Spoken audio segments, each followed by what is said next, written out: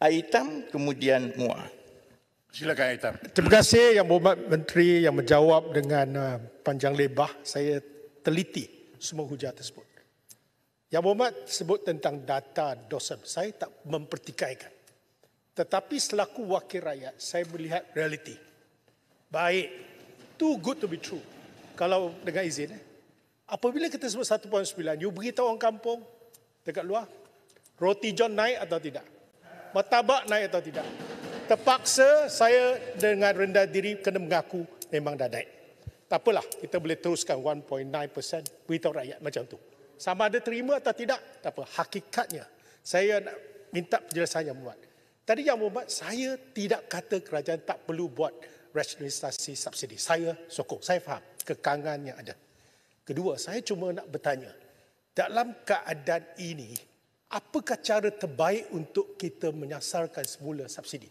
Itu yang saya bangkitkan. Yang Berhormat kata kita tidak ada solution. Saya rasa saya yang ini menyinggung perasaan saya. Sebab setiap kali saya cakap, saya datang dengan formula. Contoh, kalau kita kata T15 tadi, ya, T15 saya kata terlalu rendah. 13,295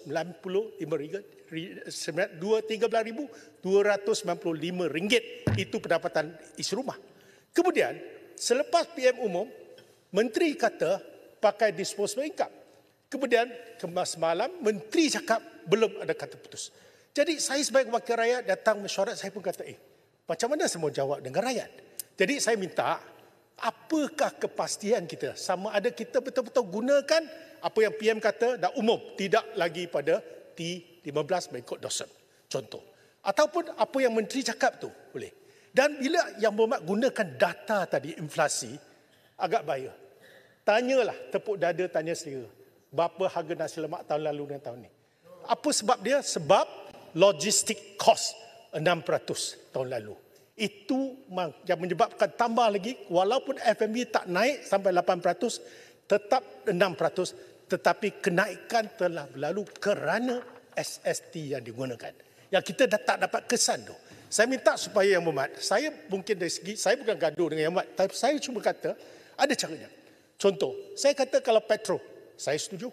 Tapi kenapa tidak gunakan cara levy kenderaan? Nilai kenderaan. Kalau dia Tan Sri pakai kereta mewah macam adalah menteri pakai kereta besar, tak apa. Dia sanggup bayar RM500 juta, kenakan levy 2006. Dia bayar, kita terima terus. Dan itu digunakan, dimanfaatkan untuk orang miskin. Dan cara kita membuat penyasaran juga membantu rakyat. Tetapi kita terlalu banyak variables. Pemboleh ubah terlalu banyak. Dan bila dah terlalu banyak, bila nak buat implementasi, sangat susah dibawa. Itulah pandangan saya selaku orang yang pernah duduk sana. Saya duduk sini tengah-tengah. Saya cuma kata practical solution for the people. Itu saja sebagai jurucakap rakyat. Terima kasih Yang Berhormat. Okey. Muar. Terima kasih. Muar, saya minta penjelasan. Tidak ada hujahan. Minta penjelasan. Baik, tak ada masalah. Dua perkara Yang Berhormat Menteri. Pertama sekali, saya rasa kita perlu berpijak di bumi yang nyata. Walaupun dikongsikan data dalam Dewan ini bahawa kadar inflasi masih terkawal, harga barang rendah, jelas di luar sangat berbeza. Tapi saya nak penjelasan. Adakah ia kerana cara kita mengira harga barang, khususnya food and beverages yang dikatakan oleh Yang Berhormat Menteri sebentar tadi, Malaysia merupakan negara yang ada kawalan kepada harga yang paling banyak. Tidak kira daripada beras, gula dan barang-barang lain.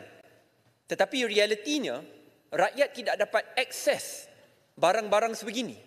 Kerana beras yang harganya terkawal, bila kita pergi ke pasaran sudah habis.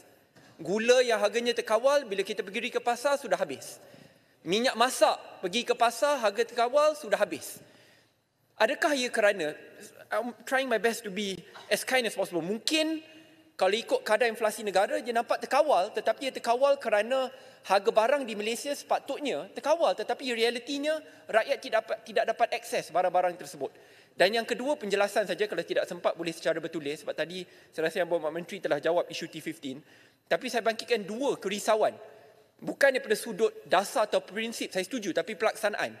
Iaitu hujah berkenaan moral hazard dan juga bagaimana kalau kita kira isi rumah, suami dan isteri, kerisauan saya bagaimana wanita itu, khususnya isteri, boleh digalakkan untuk berhenti bekerja supaya mereka tidak melangkaui nilai ambang 12 ataupun RM13,000 tersebut. Saya harap perkara ini boleh dijawab. Terima kasih. Sila Menteri. Terima kasih Hai Hitam, terima kasih Nanti Muar. bagi dua dulu, lepas itu Saya Gambar masuk lepas tu. Bagi Mungkin Menteri yang jawab saya dulu. jawab ni nanti akan juga menjawab Kampa. Kalau tidak bagi saya jawab sedikit dan kemudian peluang pada Kampa. Tan Sri yang di-Pertua ada, kalau dia boleh lebihkan masa, dia boleh lebihkan masa. Kalau Kementerian Komoditi tak marah lah kat belakang. Masa mengambil masa dia. Baik, kepada soalan daripada Aitam tadi, nanti saya akan terangkan kaedah T15 dan pelaksanaannya. Itu juga soalan kedua daripada MUA yang saya ingat bila saya terangkan itu, dia akan memberi kepastian dan yang lebih jelas. Cuma kepada soalan MUA, sama ada inflasi ini tidak menggambarkan kerana barang tak ada dan sebagainya. Kaedah menentukan inflasi ini ialah harga itu dicerap tiap-tiap 2 minggu. Dan harga ini diambil daripada senarai yang cukup panjang dan dikemas kini setiap 2 minggu. Jadi harga yang nampak di dalam inflasi itu, memang itulah harga di bawah. Kalau nak persoalkan, ialah persoalkan wajaran barang-barang yang ada dalam tu.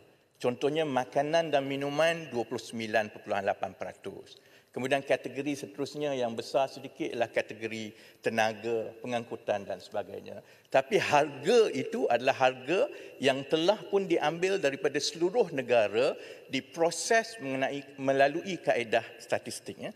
Saya boleh bagi pandangan saya yang sebelum ini telah dimainkan sebagai bahan TikTok oleh pembangkang.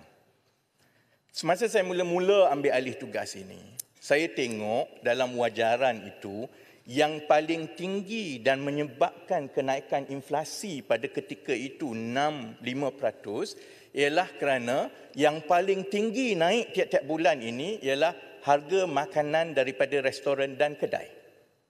Yang lain semua turun.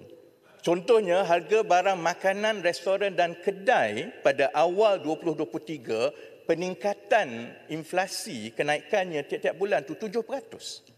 Berbanding dengan harga barang mentah sebenarnya hanya 4%. Jadi sebab itu saya pernah kata, kalau mekanisme pasaran yang mana orang rasa ini tak padan dengan nilai dia. Ini sama yang seperti Aitam kata roti john naik harga berpanjangan lah.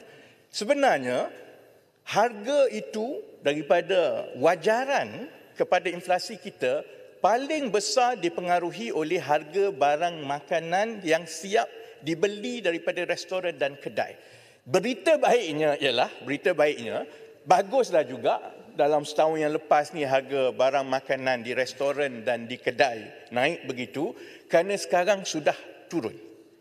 Jadi kalau untuk dapat harga kenaikan barang makanan dan minuman 1.6% tadi, kerana harga barang makanan dan minuman ini dia tergolong daripada 3 kategori. Satu, harga barang mentah. Satu ialah harga barang makanan siap dibeli. Satu lagi harga restoran dan hotel. Untuk dia turun ke 1.6% yang kita ada sekarang, maksudnya kenaikan harga di barang makanan siap yang diambil daripada restoran dan kedai ini sebenarnya sudah mereda.